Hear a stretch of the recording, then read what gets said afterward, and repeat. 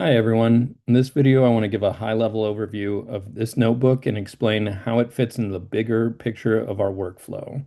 This notebook is focused on data pre-processing, which is one of the most important and often most underestimated parts of any machine learning or signal processing pipeline. At a high level, the goal of this notebook is to take raw data and turn it into something that's structured, clean, and ready for modeling. By the time you're done working through this notebook, you should understand not just what pre-processing steps we're applying, but why we're doing them and how they affect everything downstream, training, evaluation, and interpretation of results.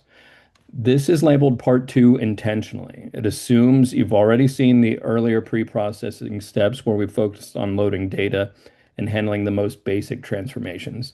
Here we go a level deeper.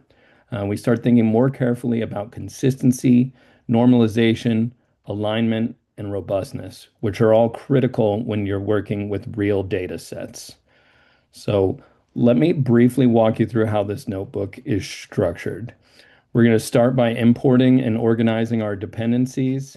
This isn't just boilerplate. Pay attention to what libraries are being used and why, because these choices matter when you try to reproduce results later. Next, we move into core pre-processing logic. This is where raw inputs are transformed into a representation that's actually useful for learning or analysis. Depending on the data, this might involve reshaping, resampling, normalization, filtering, or feature extraction. The key idea is that we're enforcing a standard format so that every data point is treated consistently.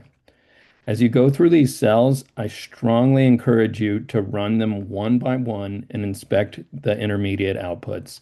Don't just trust that the code works. Look at the shapes, the ranges, the examples we print or visualize.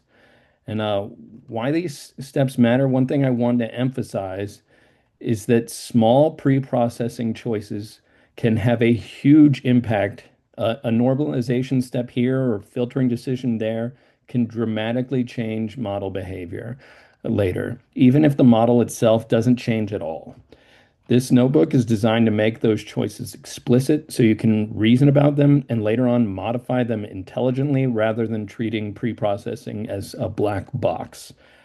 I don't expect you to memorize this notebook. Instead, think of it as a reference and a sandbox. Run the cells, break things, please. Change parameters, add print statements, see what happens when you skip a step or apply it differently. If you're ever confused later in the course about why a model is behaving strangely, this is one of the first places you should come back to. So that's the big picture. This notebook lays the groundwork for everything that follows. Take your time with it, work with it actively, and don't be afraid to experiment. The better you understand pre-processing here, the easier the rest of the pipeline will feel. Happy deep learning and good luck, everybody.